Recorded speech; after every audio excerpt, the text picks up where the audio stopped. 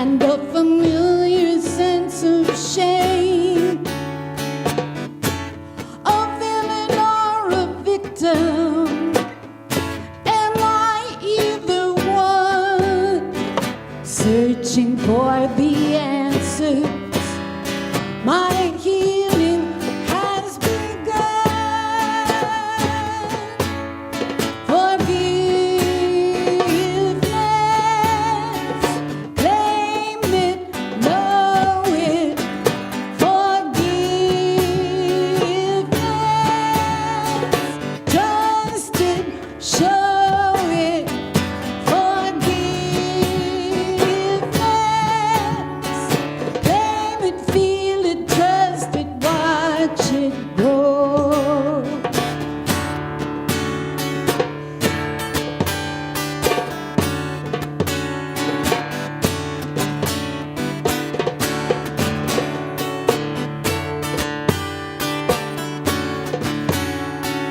Guided on my journey by an ever-questing soul, trusting the essential path will perfectly unfold, forgetting every stumble, abandoning regrets, dismissing all the blunders that I haven't made as yet.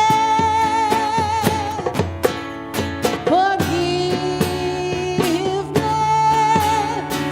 claim it, know it. Forgiveness, trust it, show it. Forgiveness, claim it, feel it, trust it, watch it grow.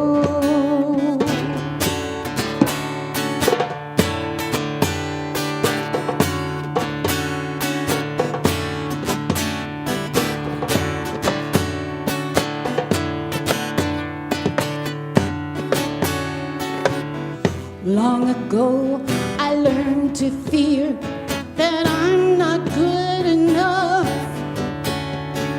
Could that be the reason I've been afraid to love? I embrace forgiveness, and I am healed at last. I have been ashamed too long of things done in the past. Forgiveness, claim it, know it. Forgiveness, trust it, show it. So that's your part. Sing back to me what I sing to you. Forgiveness, forgiveness, claim it, know it. Claim it, know it. Forgiveness, forgiveness, claim it, show it, trust it, show it. Trust it, show it. Sing with me. Forgiveness, claim it, know it. Forgiveness, forgiveness, trust it, show it. Trust it, show it again. Forgiveness, claim it, know it. Forgiveness, trust it, show it. Forgiveness, claim it, know it.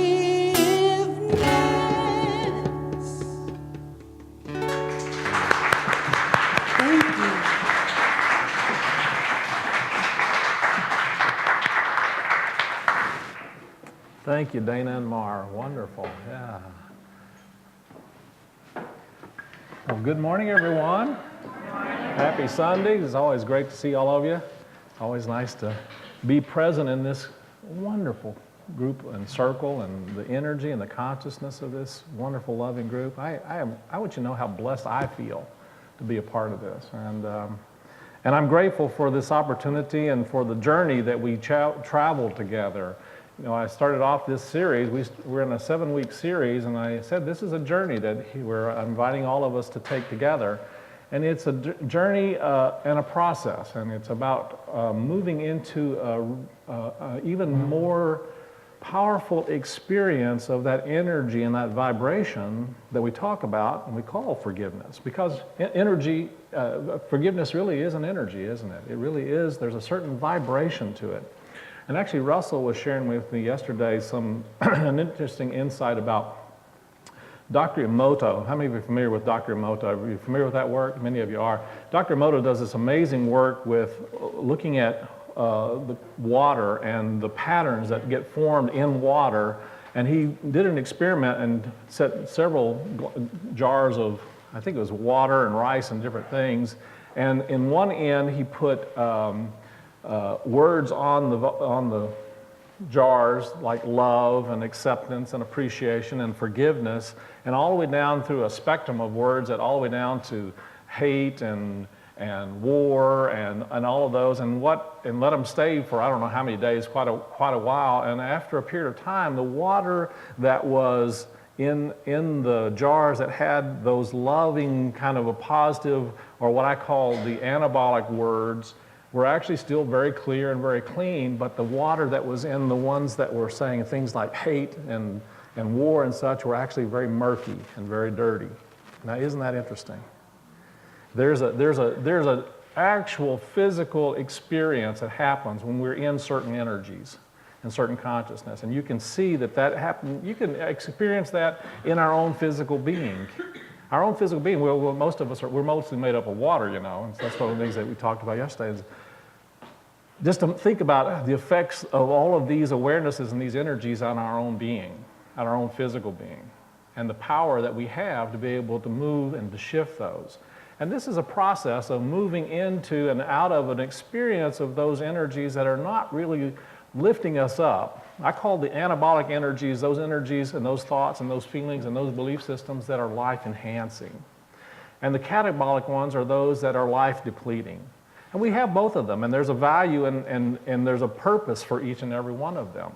But we don't want to necessarily stay stuck in a particular, in a catabolic series of energies, such as resentment or frustration or fear or guilt or shame.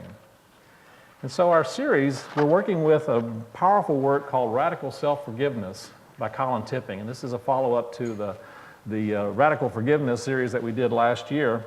And what we have talked about is an understanding that sometimes we find it easier to forgive others than we do to forgive ourselves. Anybody know what I'm talking about?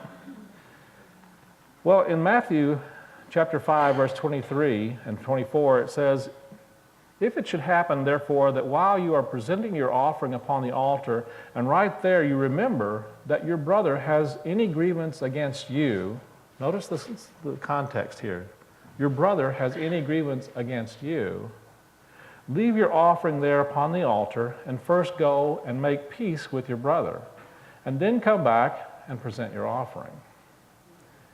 I thought it's really valuable for us to be conscious and aware of the importance and the significance in terms. How many of you like to experience life abundantly? How many of you like to be really healthy and whole and well? How many of you like to really experience love and connection in relationships? How many of you would like to really experience a prosperity in all ways? How many of you are willing to take the steps necessary to be there? The willingness, that's the willingness is the important part, isn't it? Well, I'm going to suggest to you that none of this will come into your experience in life unless you're willing to step into that energy and that process of forgiveness. And unless you're willing to accept that forgiveness also. And that's really a significant part of it. So, I've shared with you a couple of times that when I go and try and prepare these lessons on forgiveness, I noticed that there's not a lot of really funny stories about forgiveness, but there's a lot of them about unforgiveness. So I'll share those and we'll have a contrast to work with. How's that sound? So there's this wonderful story about a woman in an airport, and she was taking a red-eye flight, and it was around midnight, and she was really tired, but she was also kind of hungry, and there was nothing really open, but she went into the little shop there and bought a box of cookies. And she sat down and opened her bag, bag and reached in to get a book and read, and when she did, there was a man that sat down next to her. And the man sat down next to her, reached over and took a cookie out of her box. And just started eating it, and she kind of looked at him funny, and she says, well, I guess, one's okay. That's no big deal, So she said, well, she reached over and she took a cookie out also, and she was eating her cookie, and then the next thing you know, he's over there, and he's reaching and took another cookie. And she was thinking, well, what's the big deal here? What is he doing? So they continued going back and forth until there was really only one cookie left in the box. And he reached up and took the cookie and said, oh, I'll split it with you if you'd like. And she just grabbed it from him and was just furious and went and got on the plane and took the cookie from him. And she was sitting there on the plane and still was just fuming away. And she said, I just need to calm down, so I'm going to read a little bit. And so she reached into her purse to get her book, and guess what she pulled out? Her box of cookies.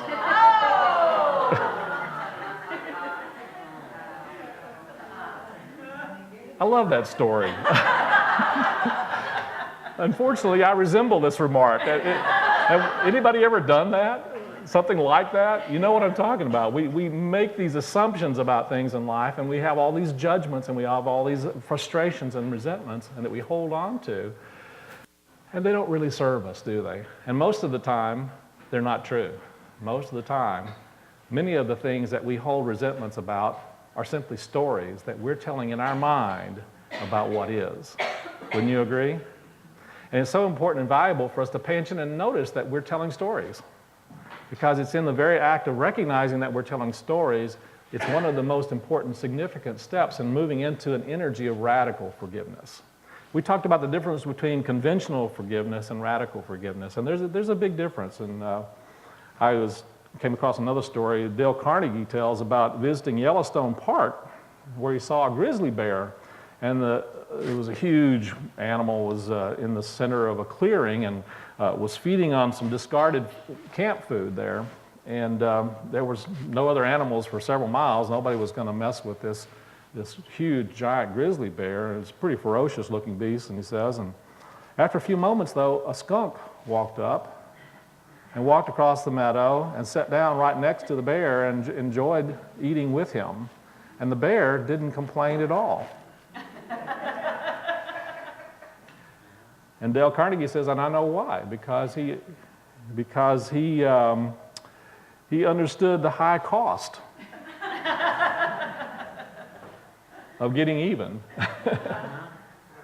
Do we understand the high cost of getting even in life? Sometimes we do, sometimes we don't. Isn't that true? So I also came across this wonderful story. There's a man trying to cross the street. And as he steps off the curb, he sees a car coming around the corner, and it's screaming toward him, and it's heading straight for him. And so he turns around, and he walks a little faster, and he's walking a little faster to try and get across the street, and the car still swerved toward him. And he stopped and turned around and went back the other way, and the car turned toward him that way. And then he just froze in the middle of the street. And then this car came over and swerved right in front of him and stopped, and he looked inside, and the driver was a squirrel. And the squirrel stuck out his head and said, "See, it's not as easy as it looks, is it?"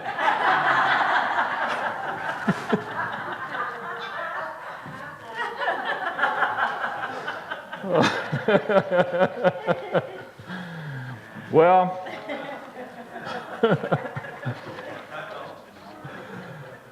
oh. Well, I think that's somehow how we tend to think about forgiveness. We tend to think it's not as easy as it looks.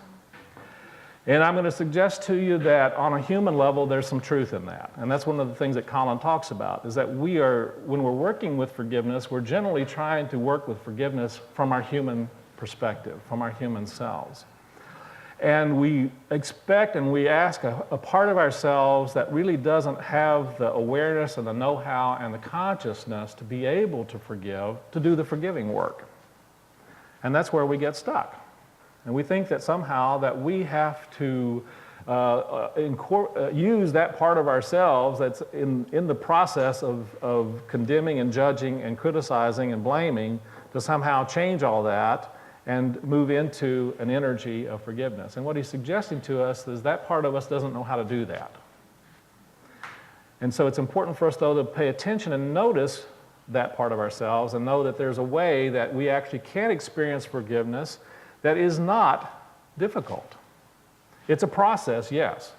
You know, Peter came to Jesus and said, "How many times shall my brother sin against me and I forgive?" And Jesus said, "I say not 7 times, but 70 times 7.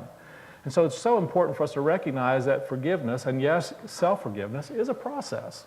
There is a process involved in it, and we do need to go through steps that actually move us into a different energy, a different level of awareness, a different level of consciousness.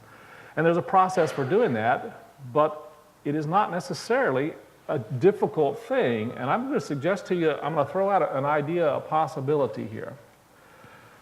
And the possibility is we experience forgiveness and self-forgiveness as being difficult because we created a belief system that says it's difficult. What if it really isn't? I'm just throwing it out there as a possibility. What if really forgiveness is not really that difficult? But we accepted that it is, and so therefore we live out that experience. So I'm going to invite us to explore the possibility, what if this really isn't that hard? Now, I want you to know that I still sometimes very much experience forgiveness and my self-forgiveness as being challenging and difficult. But I'm also really looking at, well, is that so because I really do believe that it's difficult? And if I chose and saw that the possibility was that it's not really difficult, that I'd be able to experience that more easily and more fluidly and more in a way that actually is more enhancing of my own well-being and of the well-being of others.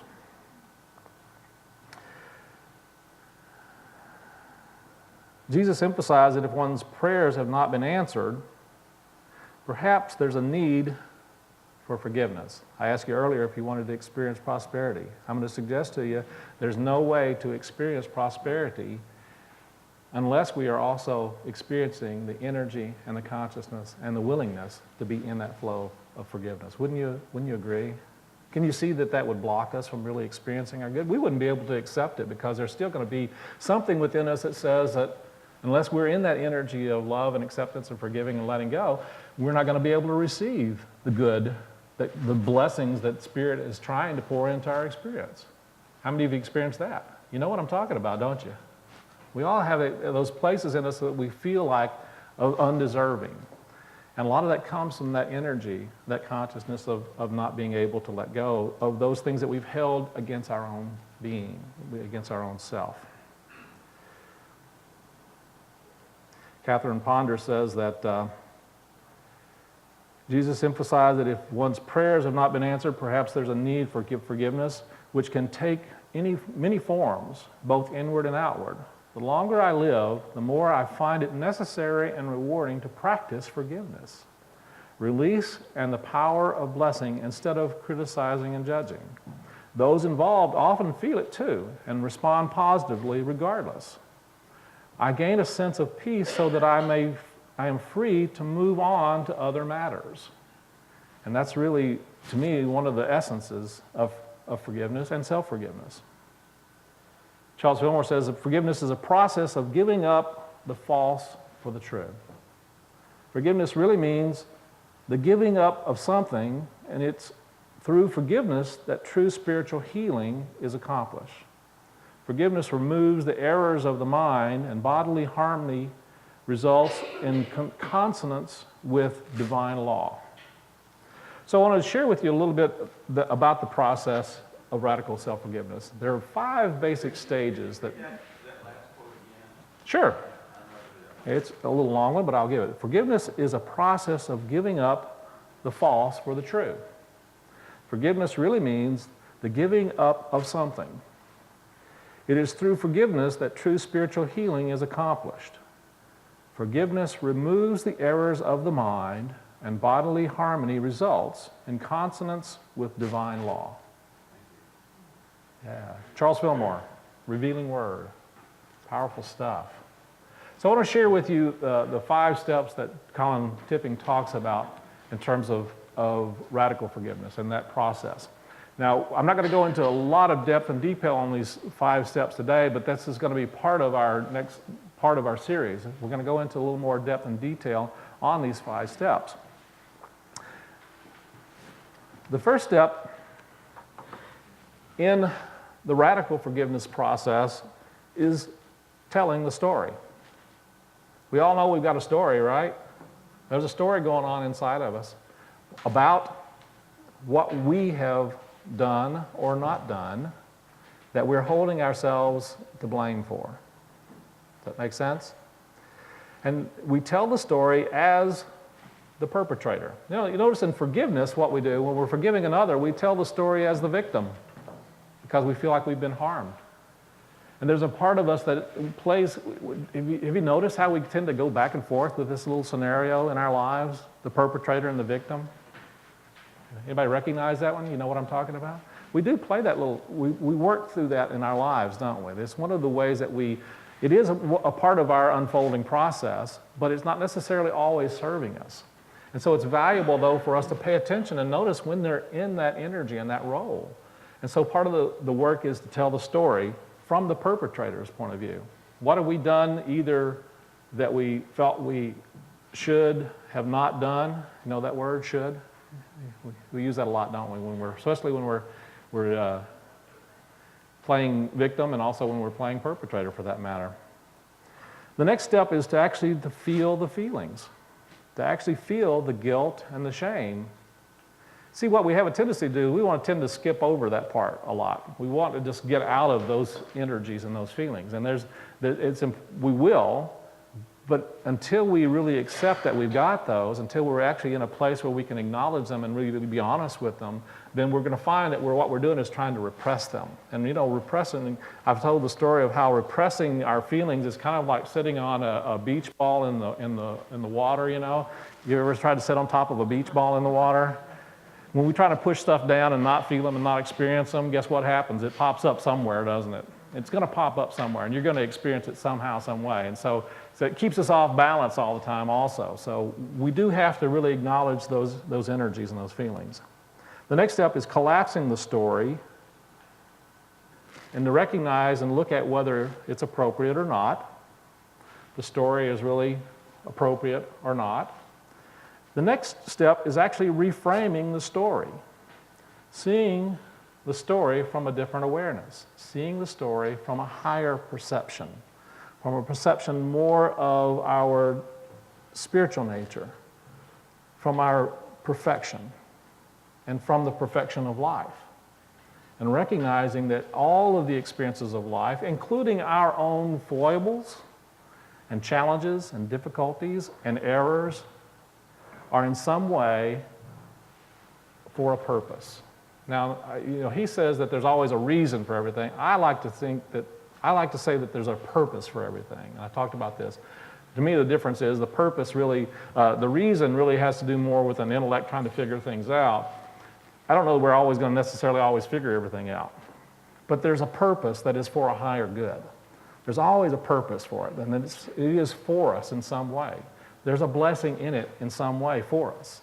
And so if we can recognize that there is a purpose, we can open ourselves up to being receptive to seeing and experiencing what that purpose might be. And to moving into that. Someone was shared with me last week as a wonderful insight was that sometimes that purpose may not seem like it's for us specifically. Sometimes the purpose in a particular experience actually is for someone else.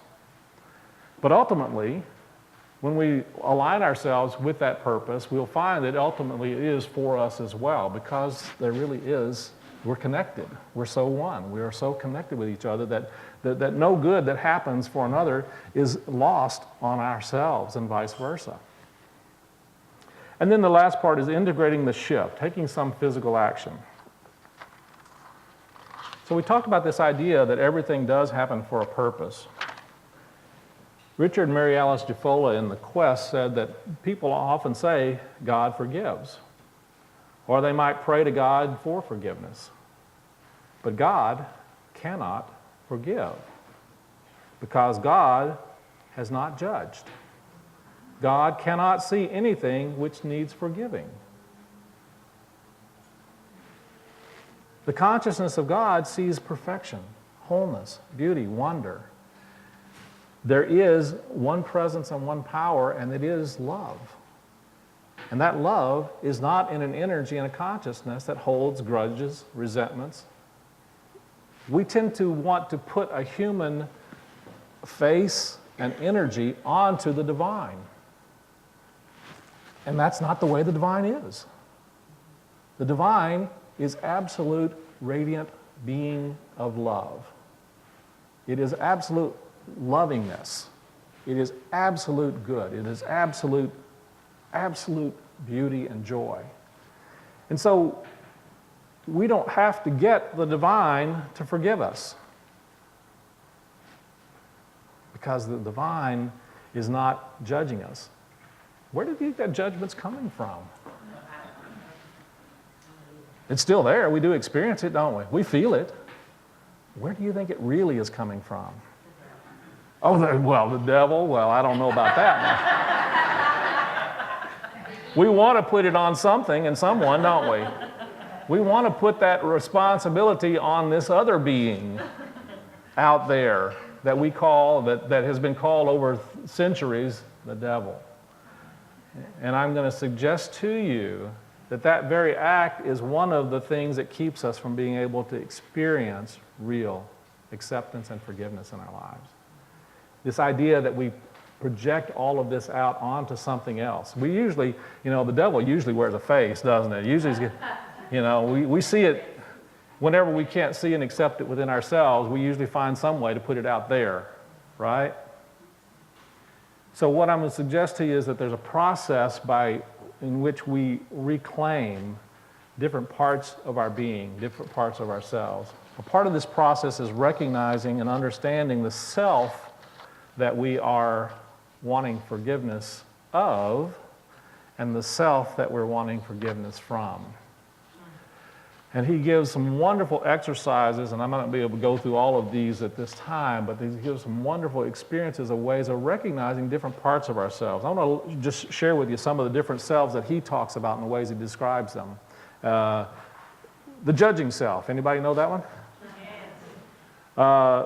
The inferred self, the saboteur self, anybody know that one?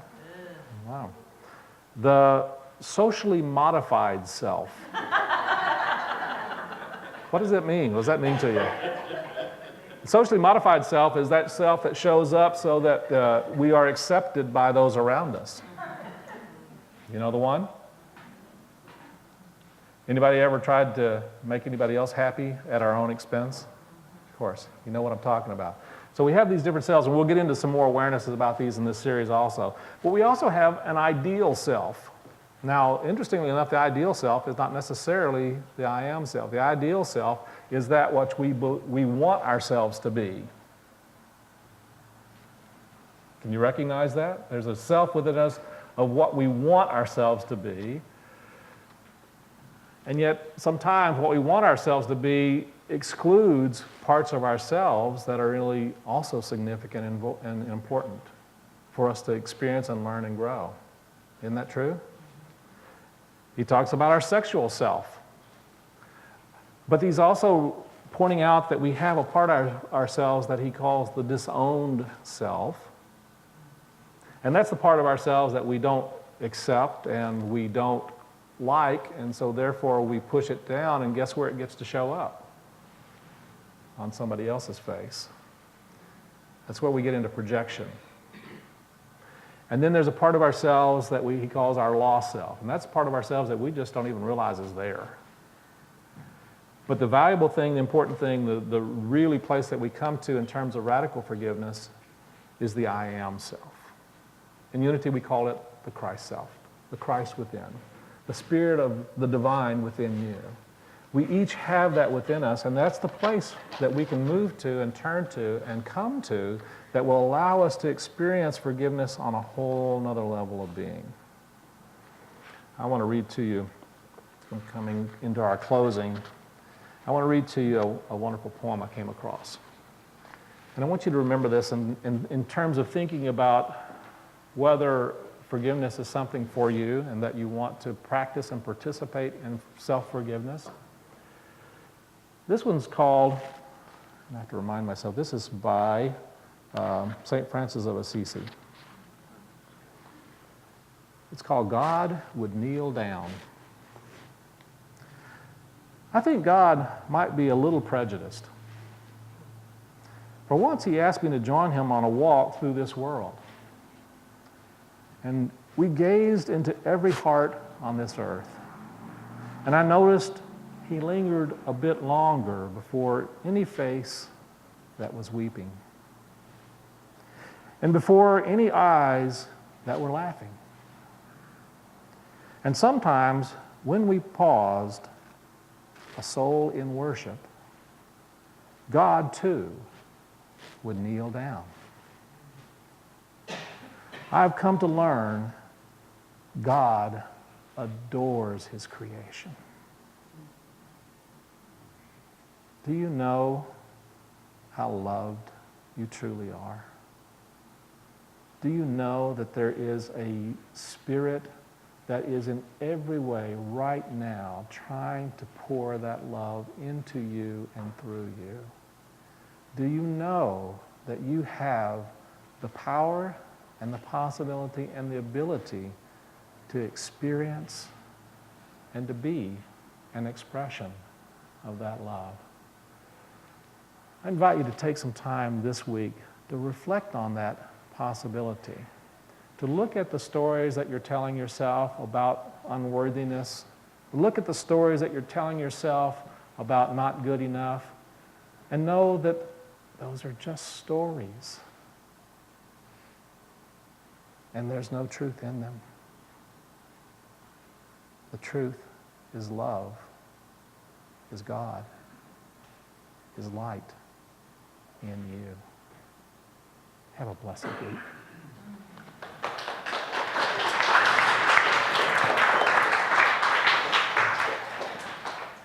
Thanks to this meditation in your program.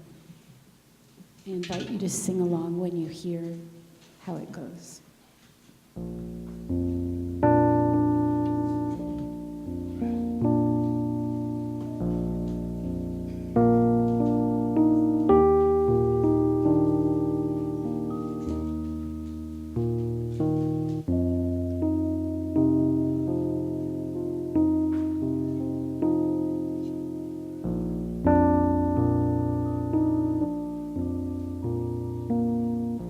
I can forgive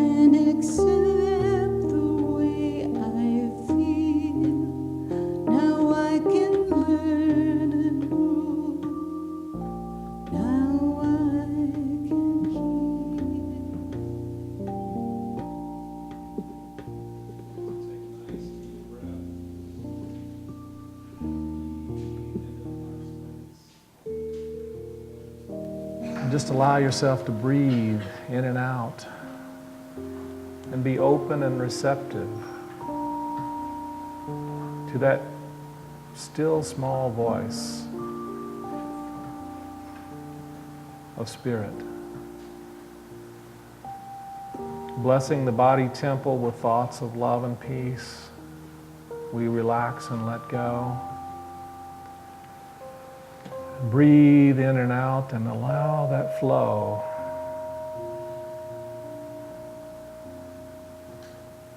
To move us into that place of stillness and peace within our own being.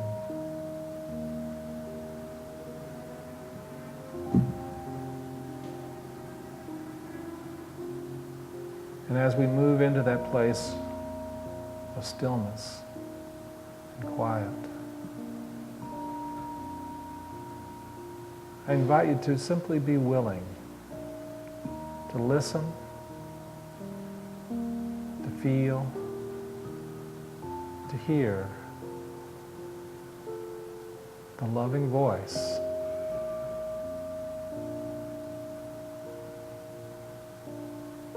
the loving voice of our Creator, the loving voice of Spirit.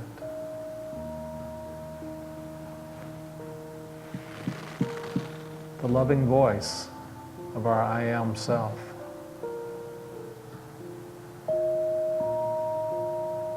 The voice that looks beyond all of the thoughts and feelings of guilt and shame and accepts those, but knows that that's not the truth of our being.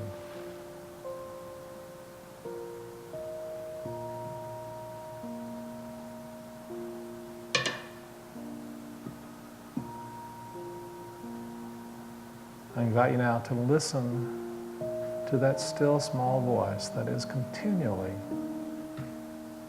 speaking words of love,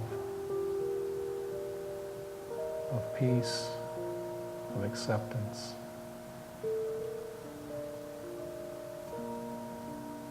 That is continually saying, "This is my beloved, in whom I am well pleased."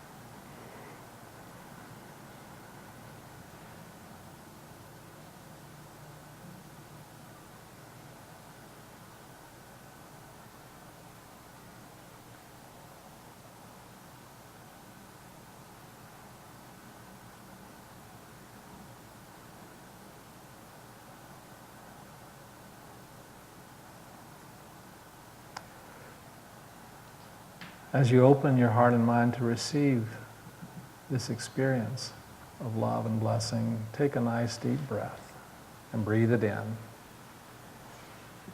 Be willing to know and feel that loving presence as acceptance, as forgiveness,